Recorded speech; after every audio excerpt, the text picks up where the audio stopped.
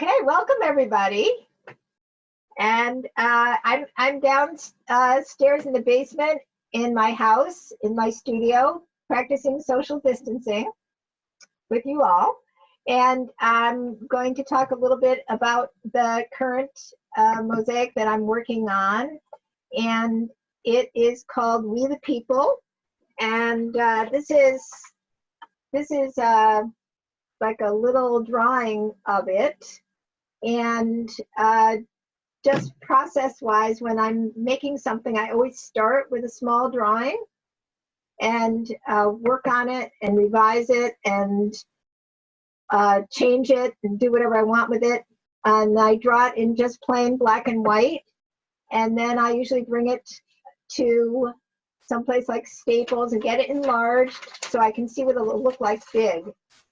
And that's what I did with this one. And I'm Carol Krentzman, in case anybody doesn't know that. And I'm a mosaic artist in Natick, and I'm right now I'm working on a large project which is 12 feet high. This little drawing is going to be 12 feet high by 41 inches wide. And there's words that go all around this, and I'll explain to you what the words are, and there's a lot of words on the inside also. And I want to show you, I made a little sample board because it's much easier for people to understand what I'm doing or what anyone is doing if there's a sample board that they can touch and feel and look at. And that's what this is. And the design I'm doing was inspired by this peace flag that's behind me here. And you can see over by the P, there's a lot of skin colors. So what I did in my design was all around this outside edge here, I have a big variety of skin colors. You can see over here on this panel, and on this panel, you can see skin colors also. And this is my sample board with the rainbow colors going around the outside. And the words that go around the whole thing are we the people have a dream of life, liberty, and the pursuit of happiness. And that starts over here, we the people. And then it goes on to this panel, life, liberty, and the pursuit of happiness with, here's happiness right here, with kindness, equality, respect, tolerance, education, freedom, and justice for all. So that goes over here. So when I'm done, oh yeah, well, you can't see that side, but it's over on that panel. So that's the bottom panel.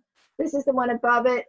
The ones with the purples are the one above that, and then this is the top panel here. So I've already done the words on all the panels.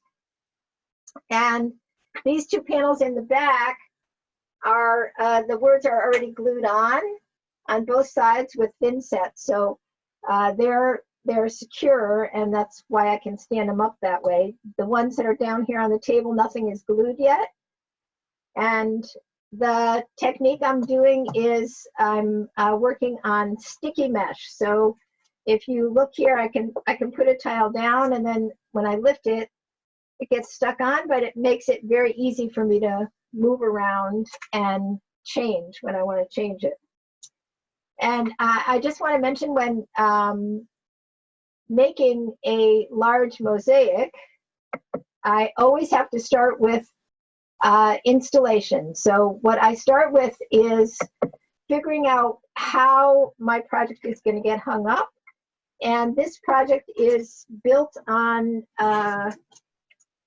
you can see on the sample board, the back of it is a piece of weedy board. And you can see there's some washers on the back here. And these are so that I can hang up the sample board.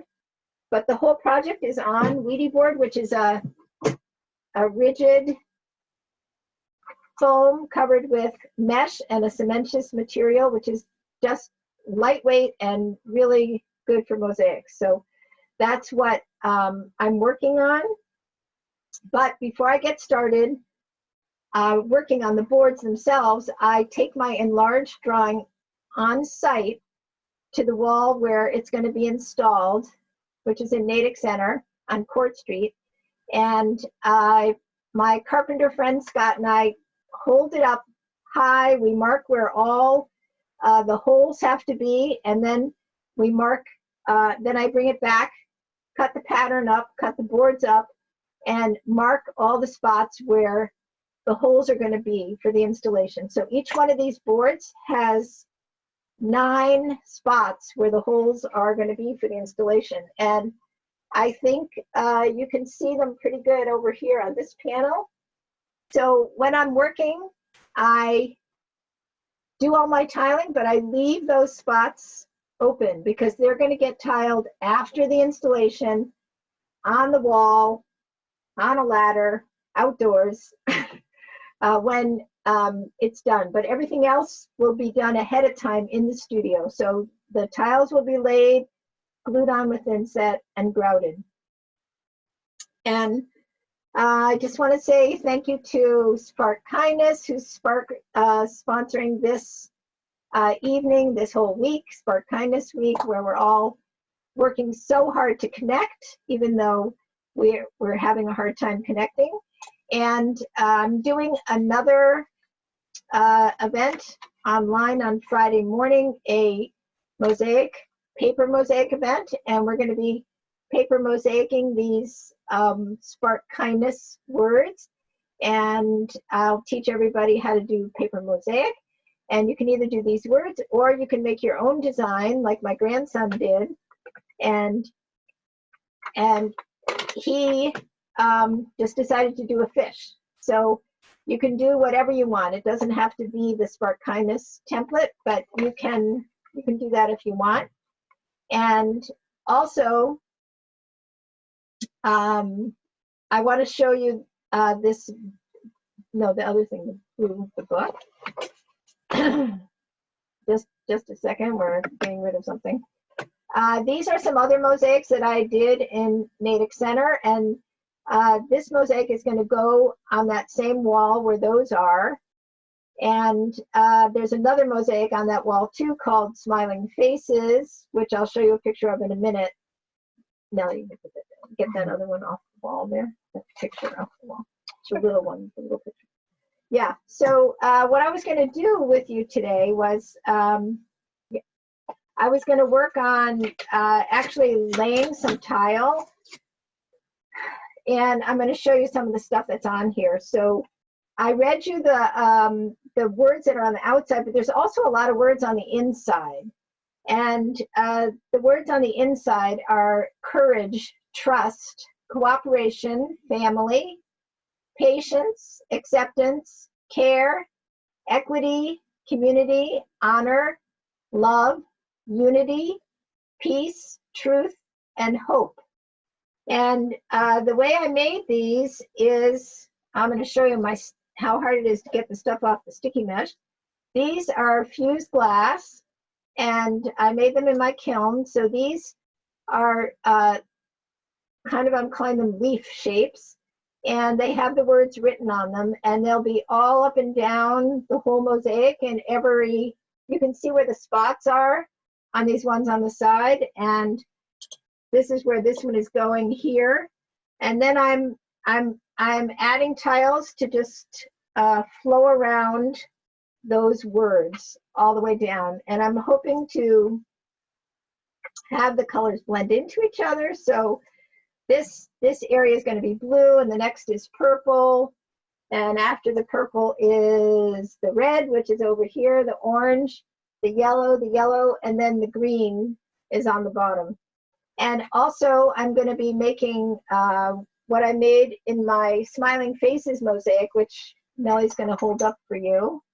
That's a picture of the Smiling Faces mosaic that's also on Court Street. It's also 12 feet high, and I made it with my friend Amy Steinmetz, and it is 54 inches wide or something. I forget exactly how wide it is. But anyway, that is on the same street. And we made, I made fused glass bubbles that go all the way around the outer edge of that mosaic. And that has, all those bubbles have sponsors' names on them. So I already have some amazing people who are sponsoring this project, and if anybody else is interested in sponsoring and getting their names permanently in the Mosaic, they can go to my website, carolkrentzman.com, where there's information about becoming a sponsor. So the other thing I just want to mention is that Spark Kindness is also doing another project called Love 01760, and that's fine. And that is just a drawing project for mostly for people in Natick, but I guess anybody can do it, and just something we can all do together during this time where we're separate, and then hopefully in the future we can bring all those things together as a group. Yeah, that, and their website is sparkkindness.org, or you can find them on the on Facebook. And then if you're out and about in Natick and you want to walk around, you can go see some lovely outdoor mosaics and paintings. There's big painted butterflies and a fish walker on Adams Street, and there's paintings over on 27, and on there's more things on Court Street, and there's all painted electrical boxes on the Common. So I'm a member of the Public Art Committee, and we try to keep adding more public art to Natick Center so that when people are walking around, they can enjoy art. And this is a time where we're looking for things to walk around and do. So Natick Center is a good spot to go. So I'm going to tell you what I'm using here for tiles. I have some ceramic tiles, and I have glass tiles in a couple of different colors, and I have some mirror tiles. So I'm just going to put some down on the board here, just so I have a little collection to use, and then I'm just going to go slowly and use them. And I'm just trying to follow this wavy pattern, and it's a little bit challenging because I haven't done this particular shape before. And right now, I don't know, I think you can see right here, I have to stop. I have to stop right there. Can you leave it? I don't know if you can see that I'm leaving a space right there. Right there. There's a space. That's one of my spots where there's going to be a screw holding this project into the wall. It's going on a brick wall, and we try when we're installing on a brick wall to aim for, one of the things we try to mark and aim for is the grout lines between the brick, because we have to drill a hole and put a screw through the project. And I want to just make sure everybody can see this. This is a washer, and I know it's small, but this washer has to be put onto the Ouija board ahead of time in all those spots where the screw holes are going to be. And then I'm very careful not to tile over those screw holes until the project is installed. So I'm going to do a little more tiling over here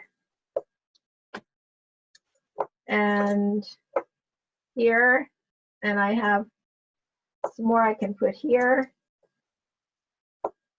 And then I have, sometimes I have to cut things to fit, and we'll see, I have a couple of different kinds of cutters, but the one I'm using right now is the Brita cutter, and I'm going to show you how it works. I hold the tile in my hand, and then I squeeze, and the tile gets cut and shaped so it'll fit into this space that I want it to fit into. And I usually always save my little scraps because I end up being able to use them again another time. And I want this field up here to be, this is the first part that I'm doing the background on, so I'm kind of learning as I go. but I want it to have a good amount of variety of color, but I want it to still feel blue when I'm done. I don't want it to feel like a different color than blue. So I'm trying to just mostly put blue and then just add some other stuff here and there. And so I'm just putting the tiles down one at a time. Now I'm getting to another spot where I have to do a cut, and I'm gonna just cut right here again. So some tiles cut easier than others. This one I'm gonna cut almost, I'm gonna try to cut it in half on the diagonal and see if it'll fit over here. Yep, there we go. And then I'm going to start up here. So I left this hole free. On the sides here, I think you can see these spots are free for the screw holes, and there's a couple more down the bottom there. And then up top, there's 3 here. So like I said, there's 9 in each board, 9 holes in each board. And right over here, Nellie, can you point to that seam there? That's the seam between the 2 panels, and that's where the color is going to change slowly from blue to purple.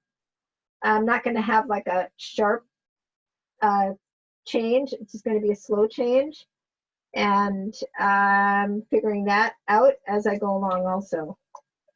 So I'm just laying some more tiles down so that I can see how it looks. And the beauty of the sticky mesh is that I can just take anything off that I want to take off, because if I don't like the way it looks, I just pop it right off and put a different color in there or a different shape, and it's very easy to fix. So Mosaics is meditative, it's relaxing. It's one piece at a time. And remember that little piece that I said I was going to save that I cut off before? That looks like it wants to fit in right there. So I'm just going to put it in right there, because as I'm going around a curve, I have to adjust my pieces so that they'll fit. And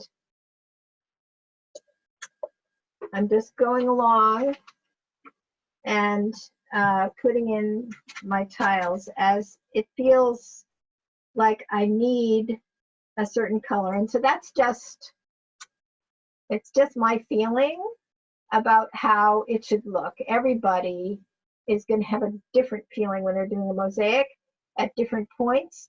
So it's very unique to each of you and how you want to do it, and how it's going to come out. So these tiles right here that I'm using, these are made from recycled glass. And in my climate, I live in the Northeast, so in my climate, I have to be sure that all the tiles I use are okay to be used outdoors. I can't use anything that's porous. There's a question, just a minute. Yeah, so Candace is wondering, how is the sticky mesh attached to the Ouija board? The sticky mesh is just literally sitting on top of the Ouija board. And I did attempt to hold it down. This time I put in nuts with bolts coming up through from the back of the board, up through the washer that's in there. And then I put a wing nut on the top of the bolt to help hold it in place. However, the sticky mesh is just sitting on top of the Ouija board with the sticky side up. And as I put the tiles on, the weight of the tile holds it in place, so it doesn't shift or move. And after I get all the tile on, I then have to transfer, like for instance, this whole panel here, I would transfer off with the sticky mesh onto another board, and take out my paper pattern. What you're seeing underneath there is my paper pattern that I got enlarged, and I don't have to go exactly by it. In this project, I did go more exactly by it. In the other project, in the Smiling Faces project, and when it's time to use thin set to glue it onto the board, I'll slip this layer off, take out the paper, spread the whole board with thin set, and then slide this layer back on. You can see I'm lifting, this is the sticky mesh out here, and see how it holds the tile when I'm lifting? So it's pretty secure. I wouldn't want to turn it upside down or anything, but it holds it in place enough for me to move it off and then bring it back and glue it down. And after it's glued down, then I'll clean off if there's any excess thin set on top of the tiles and wait for that thin set to dry for a couple of days before I grout. And then I'll grout the whole thing all the way across the top. I try to stay away from where obviously where my screw holes have to go, and I'll grout around the edges. But in this particular project, I do not grout in those seams where the boards come together, because I don't want the design to get messed up by that little thickness of grout on the two boards. So those seams don't get grouted, but everything else does. All the outside edges get grouted. So I'm still working on tiling here. And are there any other questions? If there are any other questions, you can type them in, and I'll try to answer them. Sure. There's another question. Can you describe the installation process a little bit further? Okay, so when it's time to install the pieces, it's going on a brick wall in Natick Center, and it happens to be the other mosaics that we already showed you. Those are all on the same wall, and they happen to be on a building that has a little bit of an indentation in the brick. So I designed my mosaics to fit into those indentations.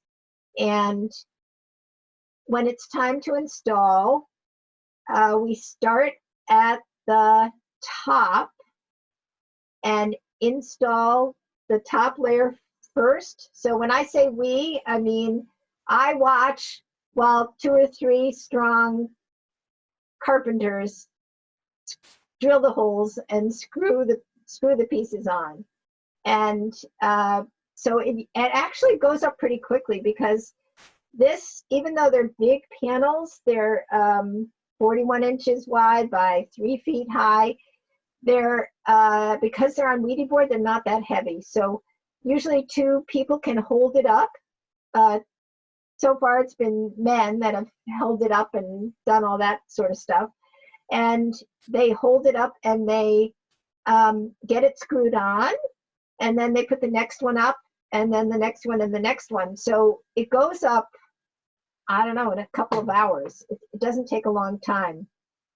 Then I have to, after that's up, then I have to swoop in, usually with a couple of other helpers, and we begin at the top panel tiling all the screw holes. So all these spots where you can see how there's no tile there, we have to add that tile at the end. And we're up on a ladder, 12 feet up, and usually somebody is handing me tile and handing me thin set, and we have a cutter, and we just go slowly, and we do everything. We have to do all the seams and all the screw holes. So that's how we put it up. And then after that's all up with thin set, we let that dry for a couple of days, and then we go back, climb on the ladders again, and grout all those areas that just got newly tiled. And when it's going to be finished and when it's going to go up, I have no idea. I hope sometime in the summer. Let's just say sometime in the summer. And yeah, so I think that's just about everything. Does anybody have any other questions? There's another question. Would you talk about how all your installations have been on the same wall on the same street? How is the process and decision making for the same building? How did you get permission? Well, that's a good question. I happen to luck out and know the person that owns the building. And can you hold up the booklet? When I first started to do this Mosaic project, okay, you can put it down now. I saw, every time I walked by the building, I saw these awesome little indented, arched areas, and I kept telling the owner that I really wanted to do something in there, and then finally I said I was ready, and he said go ahead. So I just had a particularly unique situation in that the building was privately owned. I didn't have to go through the town, and I didn't have to get permission from anybody except the building owner. So I was lucky in that particular situation. And if you're ever in Natick, and if our buildings ever open again, I also have a lot of stained glass public art that I've installed in the library over the entranceway when you walk in the Morse Institute Library. Down in the children's room, there's 17 stained glass windows in the transoms in the children's room. There's mosaics hanging right now at Town Hall, even though we can't go in there. And I have stained glass, the TCAN logo in the lobby of TCAN. And there's a piece at Temple Israel. And at the Natick Community Senior Center on the second floor, there's a stained glass restoration project that I managed. And again, if you want to, you can go to my website, carolkrentzman.com, and see all that stuff. And thank you for joining me. And I think we might have time for one or two more questions. Are there any more questions?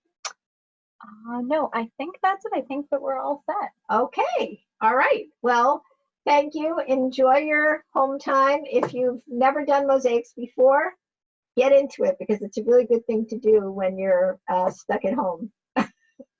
It helps you pass the time, and it's relaxing. Thank you.